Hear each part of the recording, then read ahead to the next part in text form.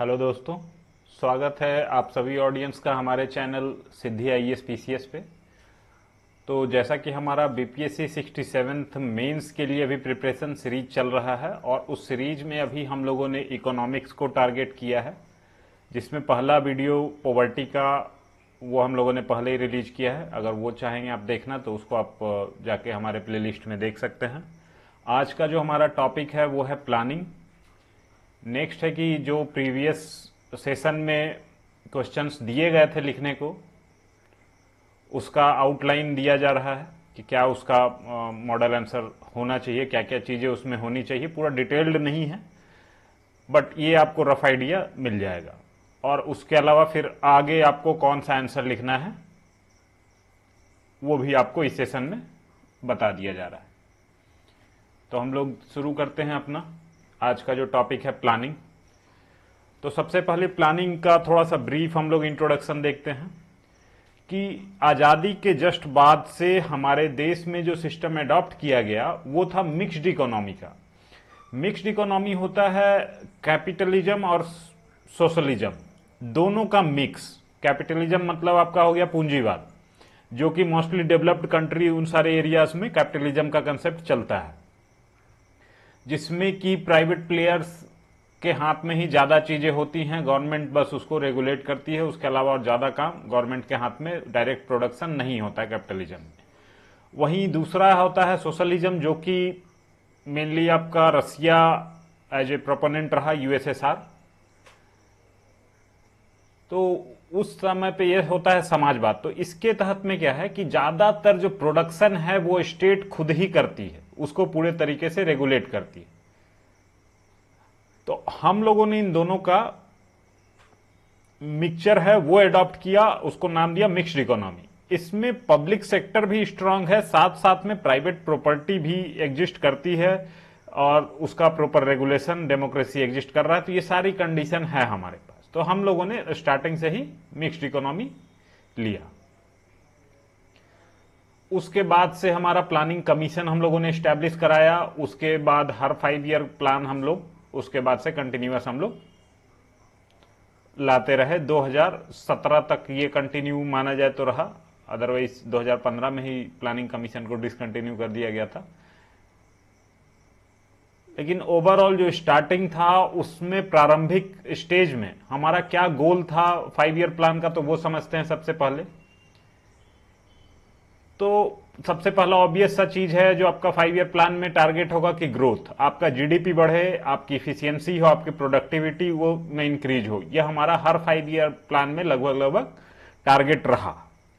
इसके बाद नेक्स्ट जो टारगेट रहा हमारा मॉडर्नाइजेशन, कि हम लोग नई टेक्नोलॉजी लेके आए, इंडस्ट्री में नई मशीनरी लेके आए, हमारा सोशल आउटलुक में बदलाव हो। सोशल आउटलुक कहने का मतलब क्या है कि समाज का जो जेंडर पैरिटी हम लोग लेके आए, समाज में टोटल व्यवस्था में बदलाव आए, मॉडर्नाइजेशन पूरी सोसाइटी का हो। अगला टारगेट हमारा सेल्फ रिलायंस का था कि हम लोग खुद से अपना प्रोडक्शन कर सकें और इंपोर्ट पे डिपेंडेंसी जो है हमारी वो कम हो। और नेक्स्ट जो टारगेट रहा इक्विटी। इक्विटी मतलब क्या है कि जो भी हमारा इकोनॉमिक प्रोस्पेरिटी हो रहा है, इकोनॉमिक्स से हम लोग जितना पैसा जनरेट कर रहे हैं वो नीचे तक पहुंचे। इससे क्या है इनइक्वालिटी दूर हो और वेल्थ का डिस्ट्रीब्यूशन पूरे बराबर से सभी को उसका लाभ मिल पाए। तो मेनली आपका 4 चीज देख लिया आपने कि जो स्टार्टिंग से 5 ईयर प्लान का हम लोग का ऑब्जेक्टिव रहा है। पहला है ग्रोथ, सेकेंड मॉडर्नाइजेशन, थर्ड आपका सेल्फ रिलायंस, चौथा है इक्विटी। तो ये 4 एजेंडा हमेशा से ही रहा है। इसके बाद हम लोग शुरू करेंगे अपना 5 ईयर प्लान पहला। तो पहला 5 ईयर प्लान आपका 1951 से 56 जो ईयर था उसमें लाया गया। और इसका जो बेसिस था, जिसपे बेस्ड था, ये हेरोल्ड डमर मॉडल, जो कि केन राज्य के द्वारा फॉर्मुलेट किया गया था। इसका स्टार्टिंग था कि एग्रीकल्चर सेक्टर पे हम लोग थोड़ा सा ज्यादा फोकस रखें, जिसमें कि बहुत सारे मल्टीपर्पस रिवर वैली प्रोजेक्ट्स बनाए गए थे। जैसे आपका बाकरा नांगल डैम हो गया, हीराकुंड, दामोदर वैली प्रोजेक्ट, सब इसी 5 ईयर प्लान में एग्जीक्यूट किए गए थे। इनको जवाहरलाल नेहरू ने टेम्पल ऑफ मॉडर्न इंडिया भी इनकी तुलना की थी, यही नाम दिया था उन्होंने। जो पहले प्रधानमंत्री थे हमारे जवाहरलाल नेहरू, उन्होंने इसको टेम्पल ऑफ मॉडर्न इंडिया कहा था इन सारे प्रोजेक्ट्स को।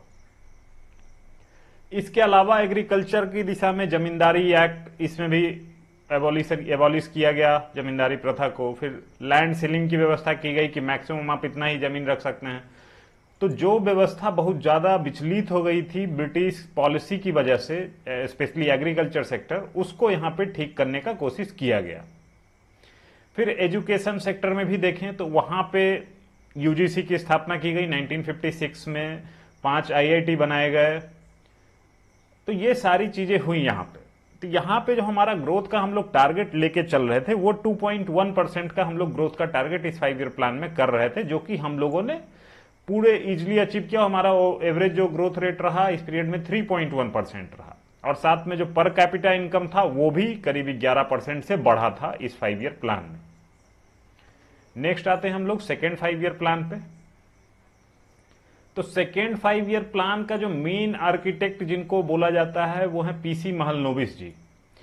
इन्होंने फोकस किया कि हैवी इंडस्ट्रियलाइजेशन किया जाए, ताकि जो है हम लोग इंपोर्ट के लिए जो बाहर से मशीनरी मंगा रहे हैं वो हम लोग बंद करें और खुद पे सेल्फ रिलायंस हो। इसके तहत में बहुत सारे स्टील प्लांट्स बनाए गए, जैसे भिलाई पावर प्लांट रसिया की मदद से, दुर्गापुर वाला ब्रिटेन की मदद से, राउरकेला वाला जो स्टील प्लांट है वो जर्मनी की मदद से बनाया गया।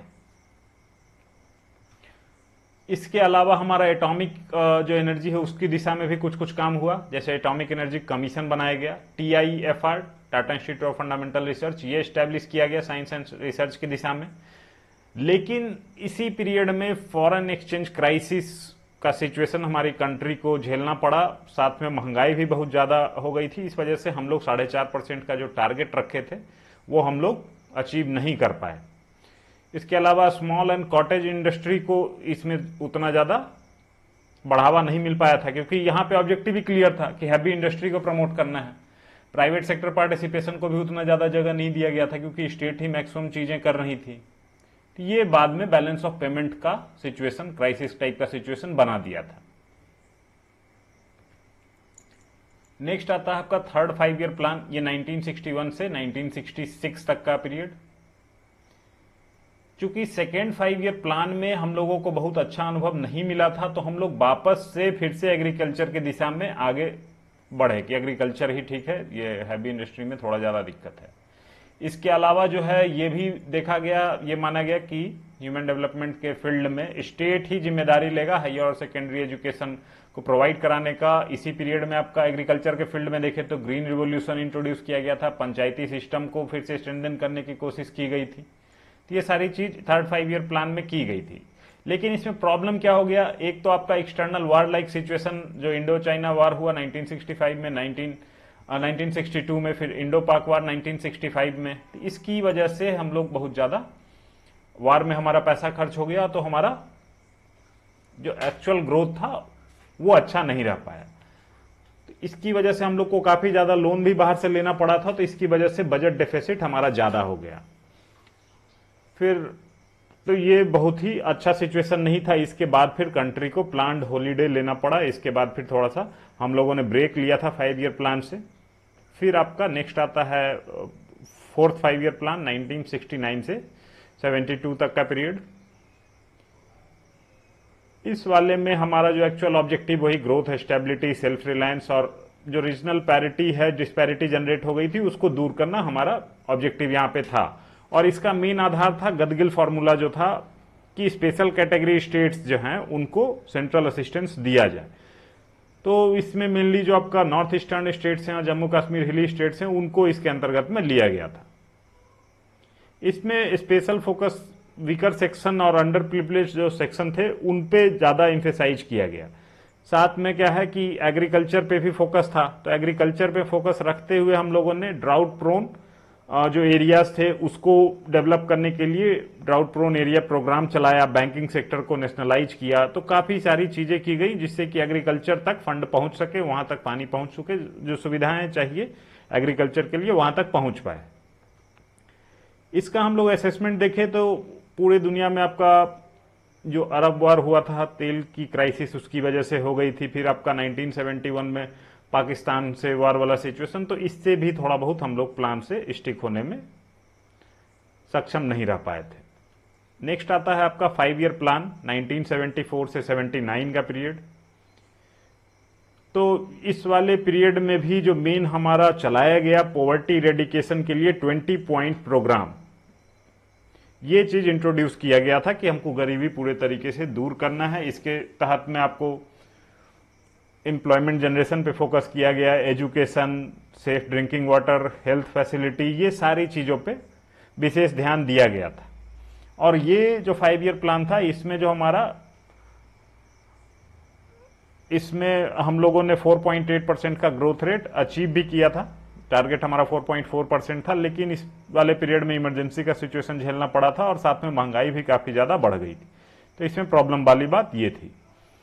आगे आता है आपका 6th 5 ईयर प्लान। तो 6th 5 ईयर प्लान जो पहला 5 ईयर प्लान था, जिसमें कि हम लोग थोड़ा थोड़ा लिबरलाइज करना शुरू कर चुके थे।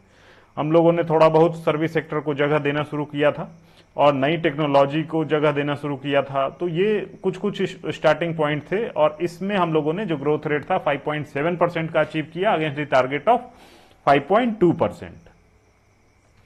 अगला देखते हैं हम लोग 5 ईयर प्लान 1985 से 90 तक का।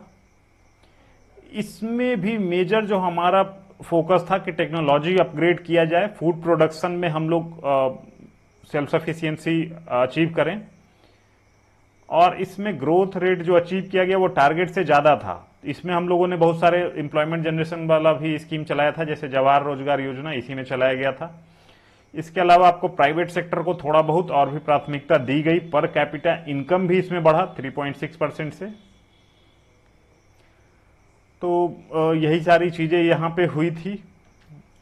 इसके बाद फिर आपका 8th 5 ईयर प्लान 1992 से 97, जो हमारा एलपीजी रिफॉर्म के बाद वाला ये है पीरियड है। तो एलपीजी रिफॉर्म हम लोग अगले सेशन में करेंगे, उसको बिल्कुल अलग से करेंगे, वो इंपॉर्टेंट टॉपिक है, तो उसको भी करना जरूरी है काफी अच्छे से, तो उसको हम लोग आगे से करेंगे। तो इसमें एलपीजी रिफॉर्म में मेनली ये देखें कि प्राइवेट सेक्टर के लिए ज्यादा जगह छोड़ा गया था कि आप लोग अब मेजर रोल प्ले करें, और स्टेट जो है सिर्फ रेगुलेटर के रोल में आपको यहाँ पे दिखेगा। और स्टेट जो है मेन काम आपका हेल्थ, एजुकेशन, जो गवर्नमेंट के साइड से सिटीजन को सुविधाएं दी जाती हैं उस पर फोकस करेंगी। जो प्रोडक्शन वाला काम है वो मेजर प्राइवेट सेक्टर करेगा। इसमें मेजर आपका यही चीज को इंट्रोड्यूस किया गया था। इसमें जो है लिबरलाइजेशन किया, जिसकी वजह से बहुत ज्यादा एफडीआई और एफआईआई हमारे कंट्री में आया, फॉरेन डायरेक्ट इन्वेस्टमेंट और फॉरेन इंस्टीट्यूशनल इन्वेस्टमेंट। ये हमारी कंट्री में काफी ज्यादा बढ़ा, जिससे कि बैलेंस ऑफ पेमेंट का क्राइसिस जो 1991 में क्रिएट हुआ था हमारी कंट्री में, उसको दूर करने में काफी सहयोग मिला। इसको ऐसे इस पीरियड को जॉबलेस ग्रोथ वाला पीरियड भी मानते हैं हम लोग, क्योंकि हम लोग जो सक्सेस जो ग्रोथ रेट था 6.5% तक हम लोग पहुंचे थे। इसके पहले का जो है 4% से नीचे का ही रहता था, उसको हम लोग हिंदू ग्रोथ रेट का टर्म भी नाम देते हैं। उससे हम लोग छूट के आगे आए थे। तो हमारा जो एक रेंज था 4% के आसपास वाला, उससे हम लोग काफी आगे निकले थे, 6.5% इसमें हम लोग पहुंचे थे। लेकिन जॉबलेस ग्रोथ वाला सिचुएशन, अगर बोला जाता है कि जॉबलेस ग्रोथ किस 5 ईयर प्लान में था, तो वो यही 5 ईयर प्लान है जो कि जॉबलेस ग्रोथ के लिए जाना जाता है।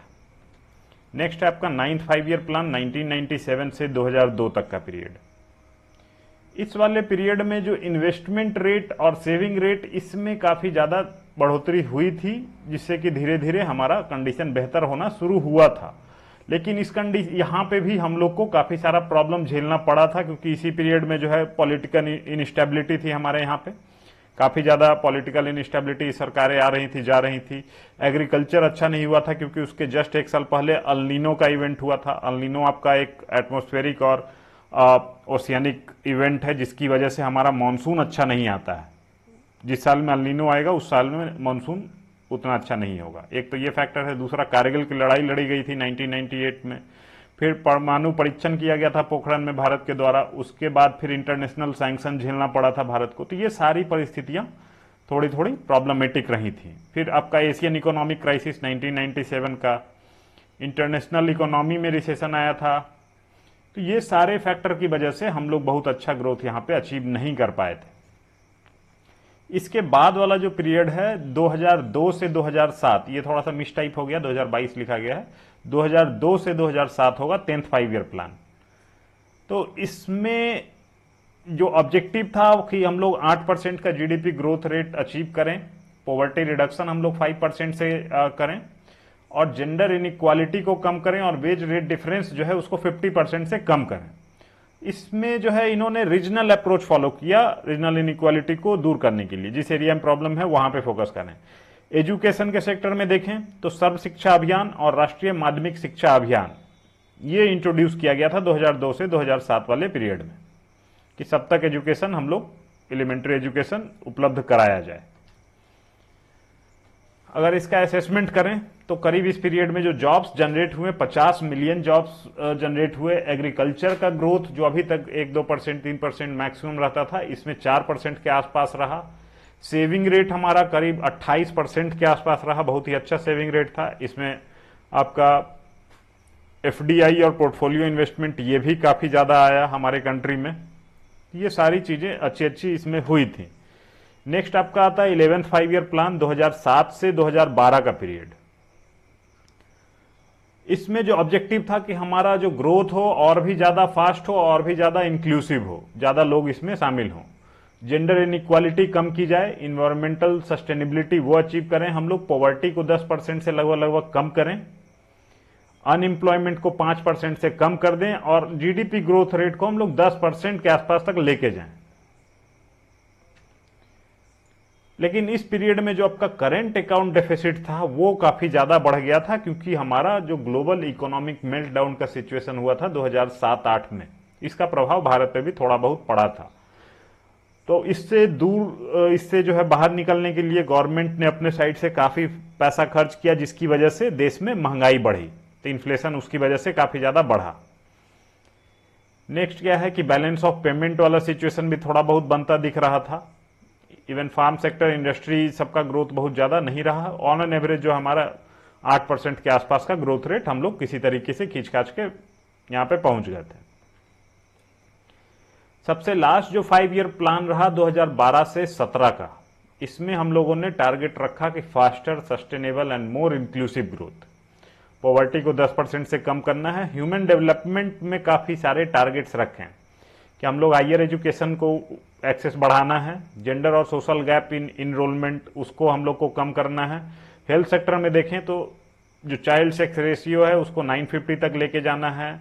Infant mortality rate, maternity mortality rate, इन सबको स्टेबलाइज करना है, और जो फर्टिलिटी रेट है उसको रिप्लेसमेंट लेवल पे लेके आना है 2.1 का, मतलब पॉपुलेशन स्टेबलाइजेशन की तरफ भी ध्यान दिया गया। अगला है आपका इंफ्रास्ट्रक्चर में कि हर गांव तक इलेक्ट्रिसिटी हो, रोड कनेक्टिविटी हो, डेडिकेटेड फ्रेट कॉरिडोर बनाया जाए। फिर बैंकिंग सर्विसेज प्रोवाइड करने के लिए आधार बेस्ड आपका डीबीटी की व्यवस्था की जाए। ग्रीन कवर बढ़ाना है आपका 1 मिलियन हेक्टेयर से हर साल। ये सारे टारगेट्स इसमें रखे गए थे। इसमें अगर एक हिसाब से देखा जाए तो स्टार्टिंग में 2 साल ही ये चल पाया, उसके बाद तो 14-15 में तो नीति आयोग आ गया, तो थोड़ा बहुत ही इसमें बहुत ज्यादा कुछ जज करने के लिए चीज नहीं थी। बट यही है कि इसमें कुछ जो अच्छा हुआ कि बैंकिंग सिस्टम का जो एक्सटेंड था प्रधानमंत्री जनधन योजना की वजह से काफी ज्यादा लोगों तक पहुंचा।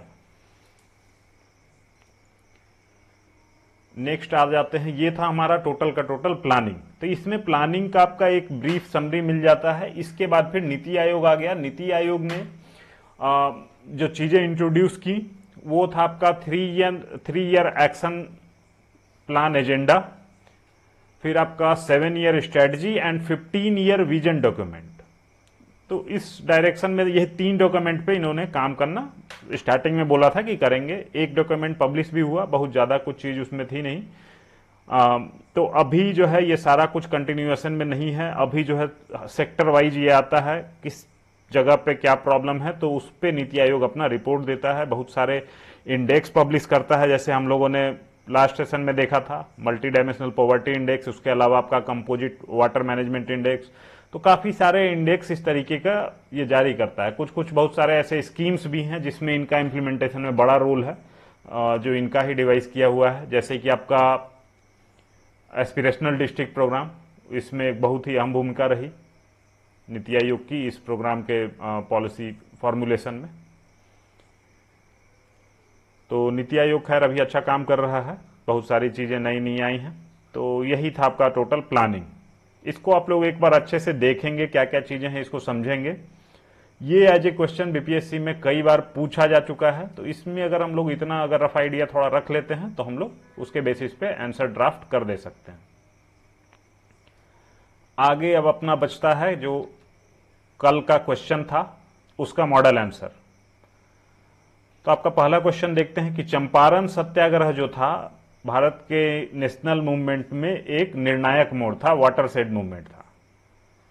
ठीक है, तो ये वाटरशेड मूवमेंट कैसे था, क्या चीजें थी, तो इसको जो क्वेश्चन को हम लोग आंसर करेंगे। तो आंसर करने में सबसे पहले इंट्रोडक्शन में आप क्या करेंगे कि चंपारण सत्याग्रह क्या था, किस चीज के अगेंस्ट था और किनके बुलाने पे गांधी जी वहां पे गए थे, किस चीज का विरोध कर रहे थे, ये सारी चीज आपका इंट्रोडक्शन में खत्म हो जाएगा।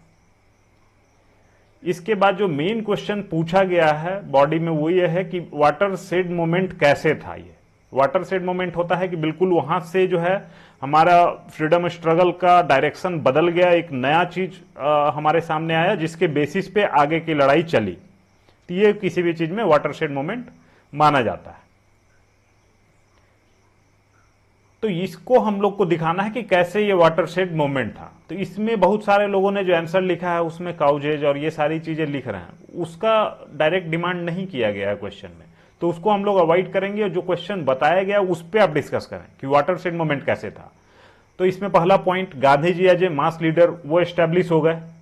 इसमें आपको थोड़ा ये पॉइंट रहेगा आपका, इसके अंदर में इलेबोरेट करेंगे आप कि कैसे मासेस के बीच में उनका पैर जमा धीरे धीरे, उसके बाद फिर आपका आगे का जो इवेंट हुआ वो सारा कुछ आप अहमदाबाद मिल स्ट्राइक और ये सारा कुछ जो इवेंट है वो आप यहां पे साथ में जोड़ के दिखाएंगे कि धीरे धीरे उनका मासेस में कैसे एस्टेब्लिश हो गया। नेक्स्ट क्या है कि मासेस का इन्वॉल्वमेंट फ्रीडम स्ट्रगल में, ये चीज यहां पे देखने को मिला कि लोग जो थे वो शामिल होने लगे फ्रीडम स्ट्रगल में। इसके पहले जो आपका नरमपंथी थे वो उनका मानना था कि मासेस में उतना ज्यादा एजुकेशन नहीं है, उतना ज्यादा समझ नहीं है कि वो फ्रीडम स्ट्रगल में पार्टिसिपेट कर सकें, जबकि गरम दल वाले चाहते थे कि पार्टिसिपेट करें, लेकिन कैसे अनटैप किया जाए उस पर बहुत ज्यादा क्लैरिटी नहीं थी। वो चीज गांधी जी के आने के बाद बिल्कुल क्लियर हो गया कि कैसे इनको पार्टिसिपेट कराना है, कैसे इन्वॉल्व कराना है, वो सारी चीजें देखने को मिलने लगी। ये मासेस के साथ में आपका वुमेन और इनका पार्टिसिपेशन, ये सारा चीज भी एक पार्ट माना जाएगा जो कि यहां से शुरू हुआ। नेक्स्ट क्या है कि सत्याग्रह और सिविल डिसोबीडियंस दोनों को एज ए टूल यहां पे चेक किया गया था कि जहां गांधी जी ने सत्याग्रह के लिए बिल्कुल वहां पे रुके और सत्याग्रह किया और वहां की जो अथॉरिटीज थी उन्होंने गांधी जी को वहां से जाने को बोला था, लेकिन उन्होंने डिसोबीडियंस दिखाया, अवज्ञा की उनकी ऑर्डर की और वहीं रुके रहे। तो ये आपका सिविल डिसोबीडियंस है। सत्याग्रह क्या है कि आप अपनी मांग पे अड़े रहें, अगर आपको लगता है कि आपका मांग जायज है तो ये सत्याग्रह है। चौथा क्या है आपका forced retreat of British with non violence. इसमें पहली बार देखने को मिला कि ब्रिटिश जो थे वो नॉन वायलेंस के टूल से पीछे हटे थे। जब गांधी जी वहां से बाहर जाने से मना कर दिए थे तब फिर फाइनली जो है ब्रिटिश जो है धीरे धीरे थोड़ा रिकॉन्सिलिएशन वाला मोड में आ गया था कि देखो क्या है, कमिटी उमिटी बना लेते हैं, इंक्वायरी करा लेते हैं, ये सारी चीजें हम लोग कर लेते हैं। तो ये थोड़ा सा नॉन वायलेंस का इफेक्टिवनेस हम लोग को यहां पे देखने को मिला। इसको भी आप डिटेल हर पॉइंट में आप सब हेडिंग बनाएंगे, उसके अंदर में डिटेल्ड बात जो है 5-6 लाइन का पैराग्राफ आपका बनेगा, उसके बाद फिर आगे बढ़ेंगे। नेक्स्ट है आपका कि इंडियन अथॉरिटी डिसीजन मेकिंग में इनको शामिल किया गया। गांधी जी को जो इंक्वायरी कमिटी बनी थी उसमें एक मेंबर माना गया था। फिर फाइनली आपका कंक्लूजन के तौर पे हम लोग दिखा सकते हैं कि गांधी जी के चंपारण सत्याग्रह के बाद फिर वहां पे जो फार्मर्स थे उनको काफी ज्यादा मदद मिली और वो इंडिगो फार्मिंग जो नील की खेती थी उससे मुक्ति भी कुछ समय बाद उन्हें मिली। जो फोर्स्ड इंडिगो उनको उगाना पड़ता था, जो प्लांटर्स थे वहां से चले गए, वो काफी सारी चीजें हुई। इसको आप कंक्लूजन में लेके आ सकते हैं। फिर फाइनली जो आप हाई नोट पे एंड करते हैं तो ये है कि चंपारण को कर्म भूमि भी माना जाता है गांधी जी का, जहां से उन्होंने पहला अपना प्रारंभ किया। और इस इवेंट का 100 साल पूरा होने पे बिहार गवर्नमेंट ने 2017 में 1 साल पूरा लंबा एक सैनिटरी ईयर डिक्लेयर किया कि हम लोग एक साल लंबा है, बिल्कुल सेलिब्रेशन करेंगे। तो ये आपका इसको कंक्लूड करने के लिए अच्छा सा लाइन है कि यही जो है 100 ईयर पूरा होने पे जो सेलिब्रेशन किया गया, ये इसकी इंपॉर्टेंस को दिखाता है कि ये कितना बड़ा मूवमेंट था भारत की आजादी की लड़ाई में। तो ये आपका पहला क्वेश्चन है। नेक्स्ट आ जाते हैं हम लोग सेकेंड क्वेश्चन पे। सेकेंड क्वेश्चन है कि नेहरू जी के विचार कम्युनलिज्म और सेक्युलरिज्म पे, सांप्रदायिकता और धर्मनिरपेक्षता, इस पे इन पे नेहरू जी के विचार के बारे में पूछा गया है। ये क्वेश्चन मैक्सिमम लोगों ने अवॉइड किया है, मैक्सिमम लोगों ने नहीं लिखा। तो ये दिखाता है कि आप लोग थोड़ा सा ये व्यू वाले क्वेश्चन से बच रहे हैं, लेकिन इसको कैसे टैकल करना है इसको आप लोग देख लीजिए, क्योंकि हो सकता है कि एग्जाम में जब आप पहुंचे तो आपके पास यही ऑप्शन बचा हो, बाकी सारे क्वेश्चन इस तरीके के पूछ दिए जाएं जो कि और भी ना पता चल रहा हो। तो इसमें हम लोग कैसे आगे बढ़ेंगे, बिल्कुल आपको थोड़ा बहुत जानकारी रहना चाहिए ताकि वहां पे बिल्कुल ब्लैंक ना हो, क्वेश्चन छूटे ना आपसे। तो इसमें इंट्रोडक्शन किसका व्यू मांगा गया है, नेहरू जी का। तो कौन थे, उनके द्वारा स्वतंत्रता संग्राम में क्या रोल प्ले किया गया और उनके जो व्यूज थे उनका हमारे कॉन्स्टिट्यूशन पे क्या क्या प्रभाव पड़ा है, उसका एक ब्रीफ समरी आप 7-8 लाइन 10 लाइन का इंट्रोडक्शन रखेंगे, उससे बड़ा इंट्रोडक्शन नहीं रखना है। और ये तीनों चारों बातें मिला के एक पैराग्राफ बनाना है आपको इंट्रोडक्शन के लिए। नेक्स्ट अब बॉडी में आते हैं। तो इसके बॉडी में आप चाहें तो कम्युनलिज्म को डिफाइन कर सकते हैं। इसका डेफिनेशन ऐसा कि जब दो कम्युनिटीज को सिर्फ इतना लगने लगे कि हमारा व्यू ही सिर्फ डिफर नहीं कर रहा है, बल्कि परिस्थिति ये पहुंच गई है कि हमारा व्यू आपके व्यू के साथ में कोई एग्जिस्ट ही नहीं कर सकता है, वो एक दूसरे के विपरीत है। तो इसी परिस्थिति को कम्युनलिज्म बोलते हैं। अब नेहरू जी का अगर व्यू हम लोग देखते हैं कम्युनलिज्म पे, तो वो जो कम्युनलिज्म को इसका क्या प्रभाव पड़ेगा उसके रिगार्डिंग में क्या बोलते हैं, ये सारे स्टेटमेंट्स हैं, ये आपको कहीं पे लिख लीजिए, उसको याद रखिएगा, ये कहीं पे भी यूज कर सकते हैं आप नेहरू जी के कंटेक्स्ट में, या फिर कम्युनलिज्म का कोई क्वेश्चन आता है तो ये कहते हैं it can do greater harm because it is disruptive and degrading force. The harm it does to India in other countries is tremendous। मतलब क्या है कि ये कितने लेवल का हार्म कर सकता है, क्योंकि ये बहुत ही एक डिसरप्टिव और डिग्रेडिंग फोर्स है।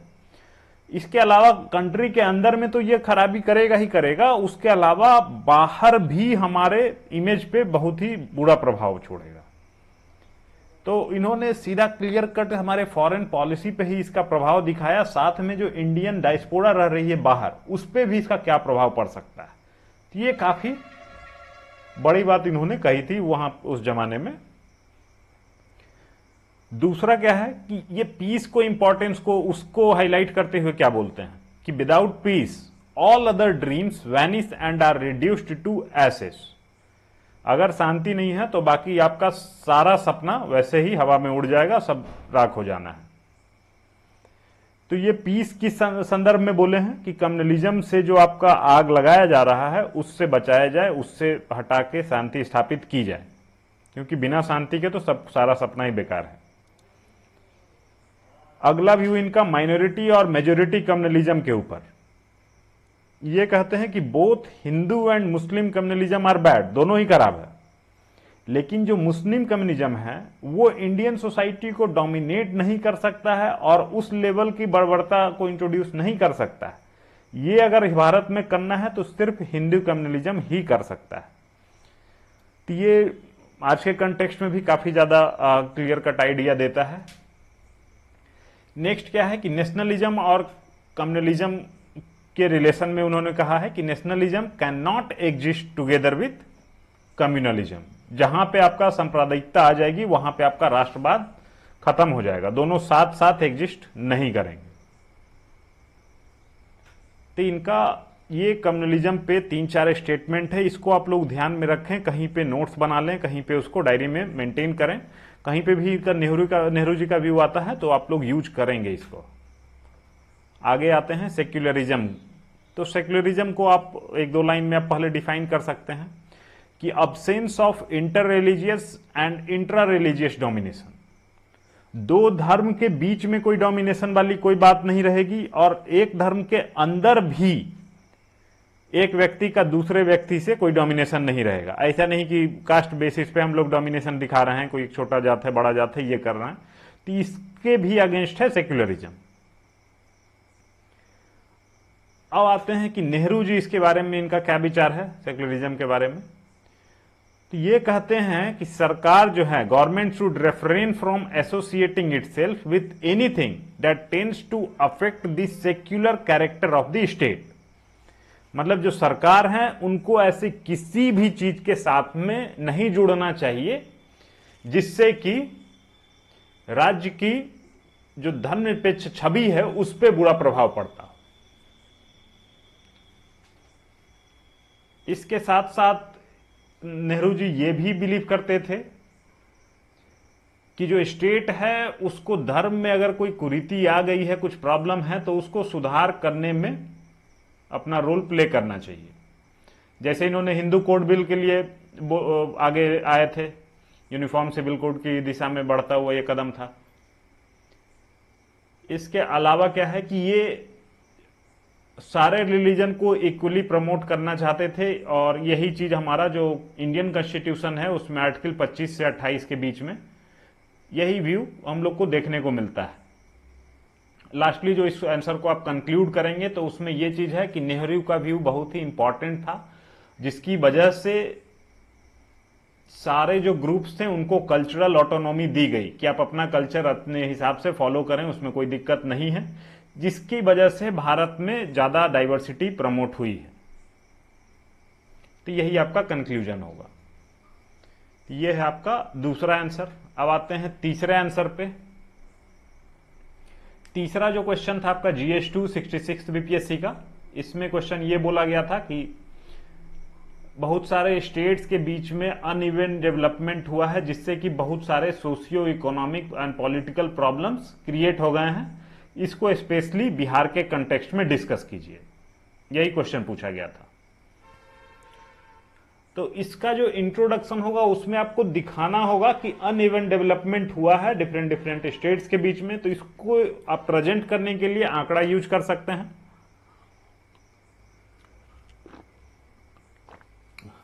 और आंकड़ा में मैंने यहां NSO का डाटा लिया है 2021-22 का। इसको भी आप चाहे तो नोट करके बिल्कुल अच्छे से रख सकते हैं, एग्जाम में कहीं ना कहीं काम आ जाएगा आपको। तो ये आंकड़े के हिसाब से ये है कि जो टॉप 5 इंडियन स्टेट्स हैं उनका पर कैपिटा इनकम देखा जाए तो वो जो है बॉटम 5 स्टेट्स का जो पर कैपिटा इनकम है उसका 3.3 गुना है। वहीं हम लोग per capita net state domestic product, जो उसका स्टेट का अपना GDP दिल्ली का है, वो जो है बिहार के पर कैपिटा NSDP का 8 गुना है लगभग। इसको हम लोग अभी और ग्राफ में भी देख सकते हैं। जैसे ये ग्राफ दिखाता है कि ये NSO का आंकड़ा रहा कि इसके हिसाब से सन 2021-22 में करेंट प्राइसेस पे जो पर कैपिटा NSDP रहा वो दिल्ली में 4.02 लाख इतना रहा, कर्नाटका में 2.78, तेलंगाना 2.75। तो ये टॉप 3 स्टेट्स हैं। वहीं हम बॉटम 3 स्टेट्स में देखें तो झारखंड में 0.78 मतलब 78,000 रुपए इसका पर कैपिटा इनकम रहा। वहीं यूपी का 69,000 और बिहार का 49,000। ये करंट प्राइस पे है। इसमें और भी हम लोग चीज हटाएंगे तो वो कांस्टेंट प्राइस पे आएगा, बेस लेवल पे लेके आएंगे तो और भी कम होगा वो फिगर। तो खैर वो तो बेस इफेक्ट सब में दिखेगा। तो करंट प्राइस पे ही हम लोग कंपैरिजन देख रहे हैं, तो इसको हम लोग डाटा फैक्ट फिगर को ध्यान में रख सकते हैं। स्पेशली ये टॉप 3 वाला और ये बॉटम 3 वाला, ये आंकड़ा हमारे ध्यान में अगर रहेगा तो हम लोग कहीं पे भी इसको प्रेजेंट कर सकते हैं। तो ये आंकड़ा आपका दिखा देता है कि अनइवन डिस्ट्रीब्यूशन कैसे रहा है, ठीक है। और इन कंटेक्स्ट ऑफ बिहार बोला गया है तो उसमें भी ये आंकड़ा बिल्कुल सुटेबल दिख जाता है कि बिहार के साथ में तुलना की गई है चीजों की। आगे आ जाते हैं कि इससे सोशियो इकोनॉमिक प्रॉब्लम कैसे जनरेट हुआ है। तो सोशियो इकोनॉमिक प्रॉब्लम में एक बड़ा प्रॉब्लम है माइग्रेशन का। तो माइग्रेशन का प्रॉब्लम हम लोग दिखाएंगे जिसमें कि बिहार यूपी जो है सबसे बड़ा मेजर कंट्रीब्यूटर है आउटसाइड वर्कफोर्स प्रोवाइड कराने में सबसे ज्यादा लोग यहीं से माइग्रेट होके जाते हैं। इसको आप इकोनॉमिक सर्वे 2016-17 में भी इस चीज को हाईलाइट किया गया था कि मेजर आउट गोइंग स्टेट्स यही हैं। जो इनवर्ड गोइंग वो आपका गुजरात हो गया, तमिलनाडु हो गया, महाराष्ट्र हो गया, दिल्ली हो गया, तो ये सारे वहां माइग्रेशन रिसीव किया जा रहा है। तो इसकी वजह से माइग्रेशन कोई प्रॉब्लम वाली बात नहीं है, लेकिन इसकी वजह से बहुत सारे प्रॉब्लम क्रिएट होते हैं, क्योंकि जब वो शहर में जाते हैं तो उनको रहने के लिए अच्छा स्थान नहीं मिल पाता है, उस तरीके का फैमिली जो जाती है उनको हेल्थ फैसिलिटीज नहीं मिल पाती है, एजुकेशन बच्चों को नहीं मिल पाता है, वो प्रॉब्लम वाली बात है। प्लस साथ में क्या है कि अर्बन जो इंफ्रास्ट्रक्चर है उस पर भी एक अलग से दबाव पड़ता है, क्योंकि बाहर से लोग आए हैं, वो जो लोकेशन है वो एक स्पेसिफिक आबादी को सर्व करने के लिए है, लेकिन उस पर और एक्स्ट्रा पॉपुलेशन बर्डन पड़ गया है बाहर से आके, उसकी वजह से और प्रॉब्लम क्रिएट हो रहा है। प्लस इसकी वजह से जो नेचुरल रिसोर्सेस हैं वहां के अर्बन एरिया के, उस पर भी प्रभाव पड़ता है। जैसे कि ग्राउंड वाटर बिल्कुल नीचे चला गया है, मुंबई बिल्कुल सूख चुका है, चेन्नई सूख चुका है, दिल्ली की भी स्थिति खराब है। तो ये बाहर से लोग आए हैं, उनका एक्स्ट्रा बर्डन है, जिसकी वजह से कि प्रॉब्लम और ज्यादा एग्रीवेट हो जाती है। फिर अगला क्या है कि जब यहाँ पे अर्बन लाइफ स्टाइल में पूरे तरीके से ढल नहीं पाते हैं, उनको स्लम एरिया में रहना पड़ता है, तो ये सिचुएशन लीड करता है पॉवर्टी का सिचुएशन बनाएगा। फिर रिलेटिव डिप्राइवेशन, आपको लगेगा कि वहाँ कौन सब बड़े बड़े बिल्डिंग में रह रहे हैं, हम यहाँ झोपड़ी में भी अच्छे से नहीं रह पा रहे हैं, तो ये रिलेटिव डिप्राइवेशन की फीलिंग आती है, जिससे कि क्राइम का स्टार्ट होगा। फिर आपका अपॉर्चुनिटीज उस तरीके से नहीं मिल पा रही है। फिर सोशल प्रॉब्लम में और देखें तो चाइल्ड मैरिज, डॉरी सिस्टम, ये इसका बहुत ज्यादा प्रॉब्लम देखने को मिलता है कि बच्ची को छोटी उम्र में ही शादी कर देना है ताकि बड़े होने पे उतना ज्यादा प्रॉब्लम ना झेलना पड़े। बर्डन है, बर्डन के तौर पे महिला को लिया जा रहा है, तो ये सारा सोशल प्रॉब्लम इसकी वजह से जनरेट हो रहा है। फिर डॉरी सिस्टम भी इसकी वजह से एक आता है कि जल्दी से जल्दी अब शादी करना है, और तो जिसका अगर लड़का है तो वो चाहेगा कि मैक्सिमम मैं गेन करूं क्योंकि डिमांड ज्यादा है। नेक्स्ट क्या है, डिस्क्रिमिनेशन वाला सिचुएशन। तो जब अनइवन डिस्ट्रीब्यूशन होता है तो हम लोग देखते हैं कि लिटरेसी का सिचुएशन, ये सारा परिस्थिति बनता है, जिसकी वजह से जो डाउन ट्रोडन है, लोअर कास्ट है, उनको डिस्क्रिमिनेशन का सिचुएशन ज्यादा फेस करना पड़ता है। वहीं अगर हम लोग देखते हैं कि अगर डिस्ट्रीब्यूशन अच्छा होता, सब लोग बराबर होते, तो ये डिस्क्रिमिनेशन कम होता।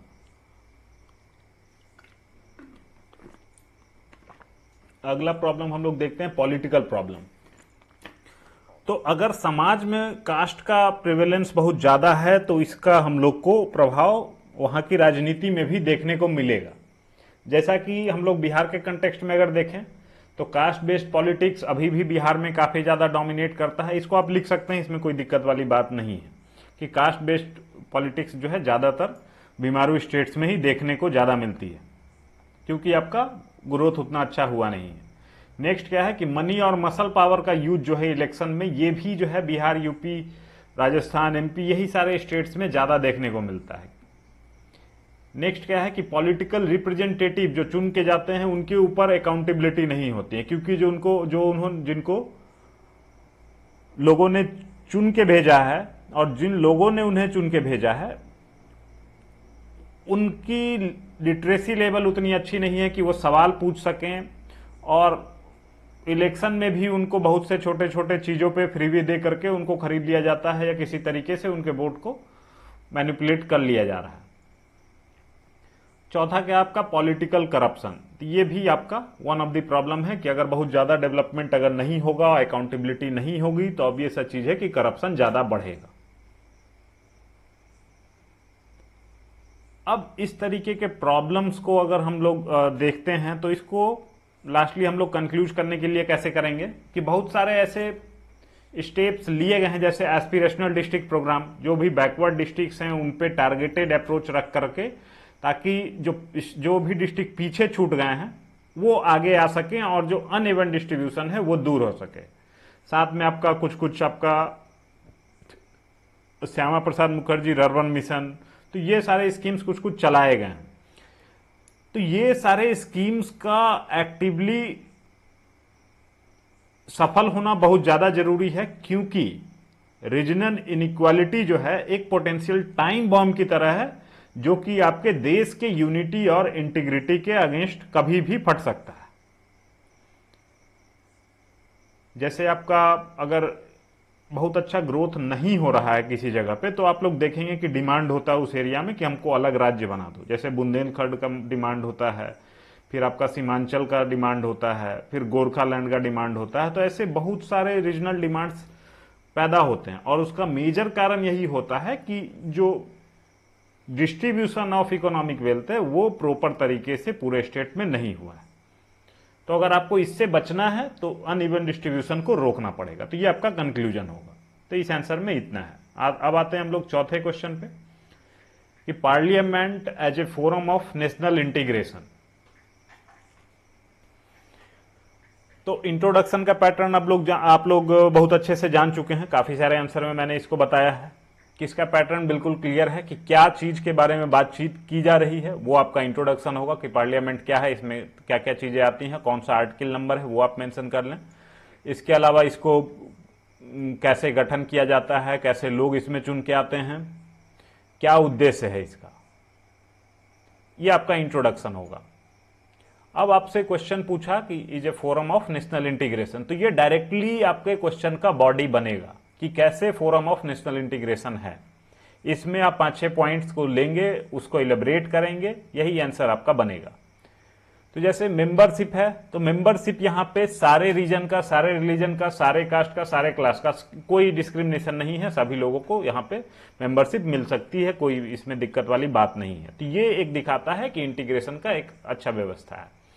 दूसरा क्या है कि जो चुन के लोग आते हैं उनमें जो डिफरेंस है, उनके जो विचारधारा में अंतर है, वो उनकी आइडियोलॉजी की वजह से है, ना कि कोई अलग से डिवाइसिव स्टैंड की वजह से।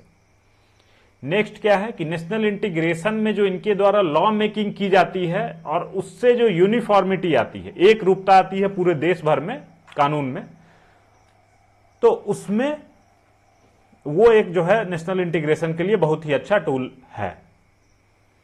चौथा देखते हैं कि कोई भी अगर डिवाइसिव या सेक्शनिस्ट टेंडेंसी अगर पैदा होते दिखती है तो उसके अगेंस्ट में पार्लियामेंट को अधिकार है कि वहां पे प्रेसिडेंट रूल के तहत में काम करता हुआ वहां के लिए कानून बनाए। जैसे कि बहुत सारे नॉर्थ ईस्टर्न स्टेट्स में काफी बार अलगाववादी डिमांड्स आए हैं, वहां पे प्रेसिडेंट रूल कई बार लगाया गया है और उनके लिए जो कानून बनाती है वो पार्लियामेंट फिर बनाने लग जाती है, ना कि स्टेट लेजिस्लेचर।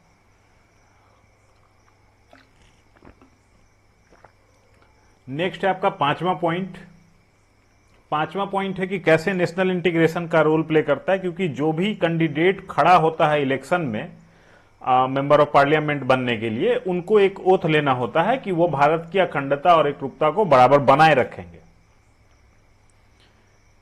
तो ये ओथ ही दिखाता है कि कैसे स्टार्ट ही आपका इंटीग्रेशन से शुरू हुआ है, क्या भारत के प्रति वफादार रहेंगे। वहां से बिल्कुल देश की ही बात आती है सामने। नेक्स्ट क्या है कि बहुत सारे ऐसे डिफिकल्ट क्वेश्चंस आए हैं देश के सामने जिसका की सॉल्यूशन हम लोगों को पार्लियामेंट से मिला है। जैसे कि फंडामेंटल राइट प्रोटेक्शन, उसके लिए बहुत सारे कानून बनाए गए हैं। जो वेलफेयर है डाउन ट्रोडन लोगों का, उनका वेलफेयर के लिए जैसे मनरेगा आया, पॉस्को आया, तो बहुत सारे कानून ऐसे आए हैं। फिर आपका right to education act, national food security act, तो ये सारा हमारा पार्लियामेंट से ही पास होके आया है।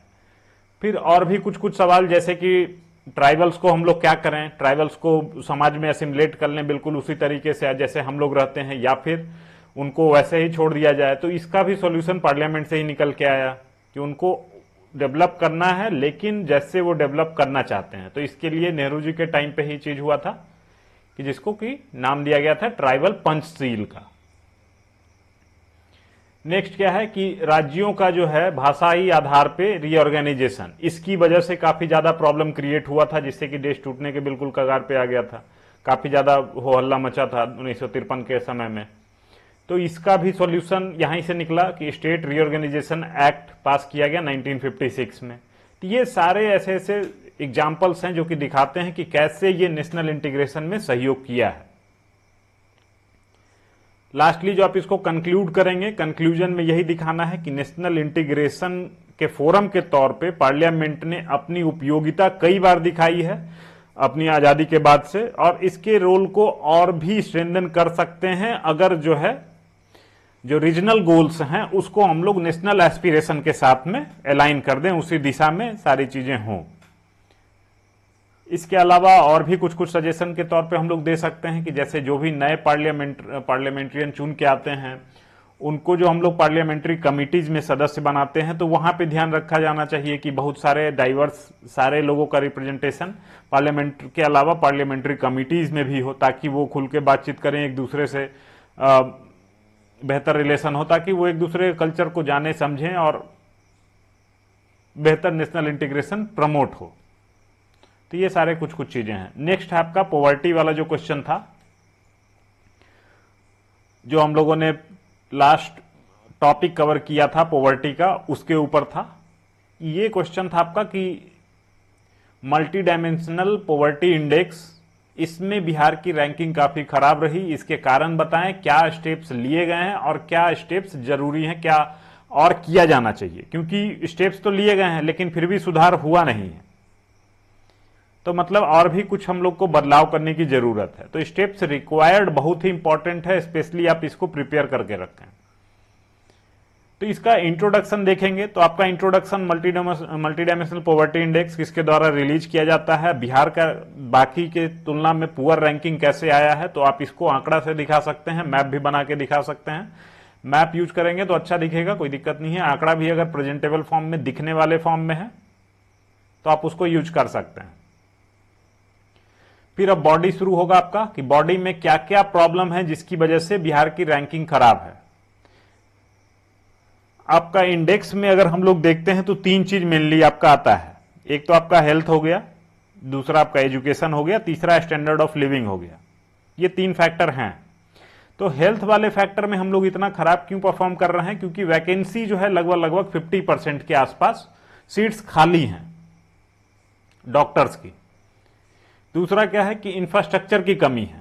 हमारे यहाँ पे बिहार में जो जरूरत है 3470 पीएचसीज की, जो प्राइमरी हेल्थ केयर सिस्टम है उसकी जरूरत है, लेकिन उसके मुकाबले सिर्फ 1900 पीएचसी अवेलेबल हैं। उसके अलावा पॉपुलेशन काफी ज्यादा है, इंश्योरेंस का उतना ज्यादा पेनिट्रेशन है नहीं, जिसकी वजह से कि प्राइवेट सेक्टर में लोग इलाज कराने नहीं जाते हैं, तो गवर्नमेंट में ही प्रेशर पड़ेगा, गवर्नमेंट फैसिलिटीज के ऊपर ही, तो ये प्रॉब्लम क्रिएट करा देता है। नेक्स्ट आपका एजुकेशन में, तो वहां पे भी वैकेंसी का दिक्कत है, इंफ्रास्ट्रक्चर गैप वहां पे भी है, टीचर क्वालिटी उस लेवल पे नहीं है, और टीचर का एंगेजमेंट दूसरे कामों में कराया जाता है, तो ये भी एक मेजर फैक्टर है। फिर उसके आगे देखें कि और क्या प्रॉब्लम है, कि स्टैंडर्ड ऑफ लिविंग में जो फैक्टर है, तीसरा फैक्टर, तो हम लोग उसमें दो चार फैक्टर हैं, जैसे सैनिटेशन। तो सैनिटेशन जो नेशनल लेवल पे वो 95% पे पहुंचा हुआ है, लेकिन जो अर्बन बिहार है वहां पे ये 67.9% है, जबकि रूरल बिहार में 43.5% है। तो यहां पे सैनिटेशन का कवरेज दिखता है कि बहुत ज्यादा खराब है। नेक्स्ट आपका एलपीजी कवरेज है, तो वो जो है नेशनल एवरेज 99.8% है, वहीं बिहार में 78.1% है। तो इसका अगर कारण देखें हम लोग, तो कारण यह है कि बहुत सारे जो गवर्नमेंट स्कीम चलते हैं, जैसे सैनिटेशन वाले में ही आपका स्वच्छ भारत मिशन चल रहा था, एलपीजी के लिए आपका पीएम उज्ज्वला चल रहा था, फिर भी इसका कवरेज उतना अच्छा नहीं हो पाया कंपेयर टू नेशनल एवरेज। तो इसमें एक बड़ा रोल है आपका कि जो गवर्नमेंट प्रोग्राम्स हैं उसमें लीकेजेज होते हैं, जो एक्चुअल इंटेंडेड बेनिफिशियरी होता है वहां तक लाभ नहीं पहुंच पाता है। दूसरा क्या है, बहुत ज्यादा लाल फीताशाही है, जिससे कि जो गवर्नमेंट ऑफिशियल हैं वो भी पब्लिक तक अपनी बात नहीं पहुंचा पाते हैं। अगला क्या है कि मासेस में जो गवर्नमेंट स्कीम्स है उसके बारे में अवेयरनेस नहीं होता है। नेक्स्ट जो कुछ कुछ प्रॉब्लम्स हैं, जैसे नेचुरल डिजास्टर, वो बिहार में काफी ज्यादा होता है। आपका बाढ़ पड़ता है, सूखा पड़ता है, ऊपर बाढ़ का सिचुएशन नॉर्दर्न बिहार में, साउदर्न बिहार में सूखा का परिस्थिति बनता है। फिर हमारे यहाँ पे इलिटरेसी लेवल वो काफी ज्यादा है, सबसे ज्यादा अगर इलिटरेट पीपुल की बात की जाए तो वो हमारे पास है परसेंटेज वाइज में। पॉपुलेशन बर्डन वो हमारे ऊपर काफी ज्यादा है। तो ये सारे काउजेज के अंदर आएंगे। अगला देखते हैं हम लोग स्टेप्स टेकन, क्या क्या स्टेप्स लिए गए।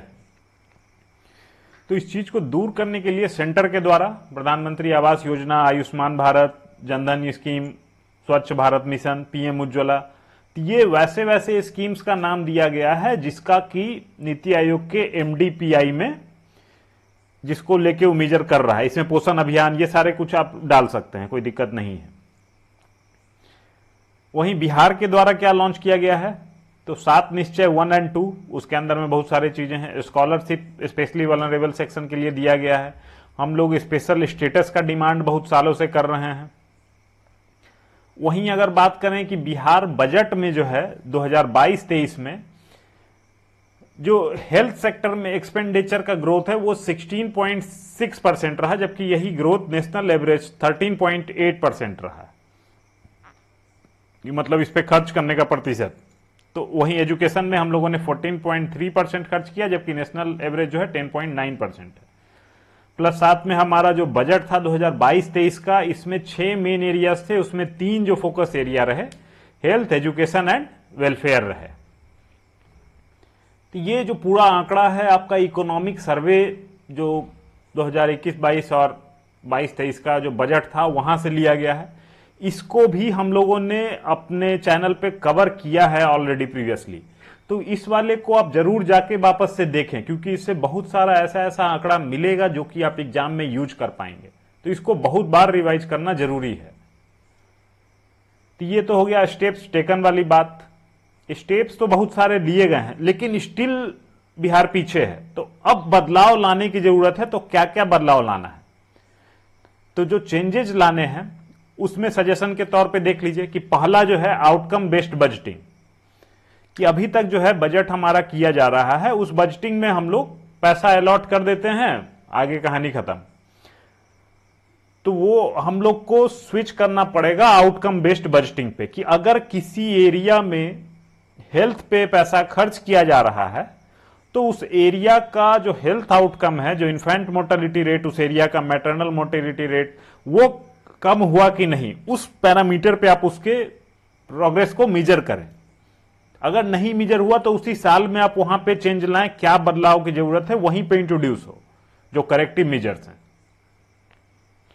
दूसरा क्या है, फिलिंग द गैप, जो वैकेंसीज हैं, जो इंफ्रास्ट्रक्चर का प्रॉब्लम है, उसको जल्द से जल्द भरा जाए, तभी हम लोग कुछ ठीक कर पाएंगे। तीसरा क्या है कि जो बहुत सारे स्कीम्स हैं सेंट्रल गवर्नमेंट के, उसको एडॉप्ट कर पाने में बिहार की जनता या बहुत ज्यादा जो पुअर पॉपुलेशन है वो सक्षम नहीं हो पा रही। जैसे पीएम उज्ज्वला योजना ही है, तो वहां पे अगर सिलेंडर 1,000 रुपए का मिल रहा है तो दोबारा रिफिल कराने वाले लोगों की संख्या काफी कम हो जाती। तो इसमें हो सकता है कि बिहार सरकार अपने साइड से कुछ ग्रांट दे 200-300 रुपए का, जिससे कि बहुत सारे लोग इस स्कीम का लाभ उठाने के लिए आगे बढ़े। तो ये आपका पीएम उज्ज्वला का मैंने उदाहरण दिया है, ये और भी चीज में आप लोग अप्लाई करा सकते हैं। जैसे आयुष्मान भारत में ही है कि 5 लाख का बेनिफिट कवर सेंट्रल गवर्नमेंट दे रही है। अगर 1 लाख का एडिशनल अगर बिहार सरकार प्रोवाइड करा दे एडिशनल कवर, स्वच्छ भारत मिशन में अगर 10-12 हजार रुपए जो मिल रहे हैं उसमें और 5,000 रुपए बिहार सरकार के साइड से मिल जाए। हालांकि 8,000-4,000 अभी भी बिहार सरकार दे रही है स्वच्छ भारत मिशन में, लेकिन वो थोड़ा सा कम पड़ जाता है, क्योंकि 12,000 में अच्छा सा टॉयलेट बन जाए वो अभी पॉसिबल है नहीं, क्योंकि महंगाई काफी ज्यादा है। अगला सजेशन है आपका ग्राउंड लेवल जो ऑर्गेनाइजेशन है उनको स्ट्रेंथन करने की। फॉर एग्जाम्पल केरला, जैसे केरला में जो है कुदुम्बश्री मॉडल चलता है, जो एसएचजी हैं उनके लिए, सेल्फ हेल्प ग्रुप के लिए, तो उनको नाम दिया गया है कुदुम्बश्री। उसी मॉडल पे बिहार में भी जीविका है, जिसमें महिलाओं को सेल्फ हेल्प ग्रुप के तौर पे जोड़ा गया, लेकिन उस लेवल पे स्ट्रेंथन नहीं की गई है, उतना स्ट्रांग नहीं है ऑर्गेनाइजेशन। वहां पे ये ऑर्गेनाइजेशन जो है कुदुम्बश्री केरला में कोविड के दौरान में मास्क बना रहे थे, लोगों को खाना प्रोवाइड करा रहे थे, लोगों तक जो जरूरी जानकारी है कि आपको घर के अंदर ही रहना है, ये सारी चीजें ये कुदुम्बश्री वाले जो मेंबर्स थे वो कर रहे थे। जबकि हमारे यहां पे ये चीज जीविका उस लेवल पे एम्पावर्ड नहीं है। दूसरा क्या है कि जो ग्राउंड लेवल ऑर्गेनाइजेशन में दूसरा ऑर्गेनाइजेशन आपका म्युनिसिपैलिटी और पंचायत से आ जाते हैं। तो जो केरला है वहां पे जो स्कूल है और हॉस्पिटल की सुविधा, जो हेल्थ और एजुकेशन, ये जो है 3rd टियर गवर्नमेंट को दे दिया गया है एज ए सब्जेक्ट, जो कि कोविड और इस तरीके का कोई भी अगर डिफिकल्ट सिचुएशन आता है, इवन इन मंकी पॉक्स का जो अभी केस बना था, तो उस स्पेशल कंडीशन को देखते हुए देखा जाता है कि जो ग्राउंड लेवल मॉनिटरिंग है वो बेहतर हो जाता है। जो पंचायत है, म्यूनिसिपैलिटी है, वो उसको बेहतर देख रेख करते हैं, उसको बिल्कुल वहीं पे चीज हो रही है, तो वो लोग बेहतर अकाउंटेबिलिटी इन्फोर्स करने में सक्षम होते हैं। तो ये जरूरत है, हमारे यहां पे किया जा सकता है। अगला क्या है कि जो सेंट्रल स्कीम्स हैं उसके कवरेज को बढ़ाने पे काम किया जाए, उसके बारे में अवेयरनेस बढ़ाने पे फोकस किया जाए। फिर फाइनली जो आप कंक्लूड करेंगे उसमें ये करेंगे कि पॉवर्टी एक तरीके का टैक्स के तौर पे है, जो कि बिल्कुल एक रेग्रेसिव टैक्स है, जो कि गरीब को सबसे ज्यादा प्रभावित करता है, और ये बिहार को है बहुत सारे एस्पेक्ट में पीछे खींच रहा है। तो अगर हम लोग इस पे काम नहीं करते हैं तो बिहार और भी पीछे जाता जाएगा। तो ये आपका कंक्लूजन होगा। तो यही सारे 5 क्वेश्चंस थे। अब आगे जो हम लोगों को क्वेश्चन अटेम्प्ट करना है अगले दिन पे वो है, तो इसमें बीपीएससी 66 का हम लोग जीएस 1 और 2 का 4-4 सवाल दोनों ही पेपर से कर चुके हैं। अब जो है हम लोग को जीएस 1 का 5वां और 6ठा सवाल करना है, जीएस 2 का 5वां और 6ठा सवाल करना है। और जो हम लोगों ने अभी प्लानिंग वाला जो पूरा पढ़ा है उसके प्रैक्टिस के लिए एक क्वेश्चन दिया गया है कि discuss the contribution of planning process in economic development of India since independence. तो आजादी के समय से प्लानिंग प्रोसेस के द्वारा भारत के जो आर्थिक विकास में प्लानिंग प्रोसेस का क्या कंट्रीब्यूशन रहा है उसको आप डिस्कस करें। यही आपका आज का क्वेश्चन है। तो ये क्वेश्चन आप जो है अटेम्प्ट करें। अटेम्प्ट करने के बाद हमारा जो टेलीग्राम चैनल है उसका लिंक आपको इस वीडियो में भी मिल जाएगा, आप वहां पे पोस्ट कर सकते हैं अपने आंसर को लिख के। उसका इवैल्यूएशन भी हम लोग प्रोवाइड कराते हैं, और साथ में अगले सेशन में जो मॉडल आंसर है उसका आउटलाइन भी हम लोग प्रोवाइड कराते हैं। तो आप लोग लिखें, लिखते लिखते आपको काफी सारा नया नया प्रॉब्लम पता चलेगा, और ये अभी मौका है जो आप सुधार सकते हैं ताकि मेंस में ये गलतियां ना हो और बेहतर मार्क्स आप फेच करें। तो आज के सेशन में इतना ही है हमारे साइड से। That's all we have today. Thank you for watching the video.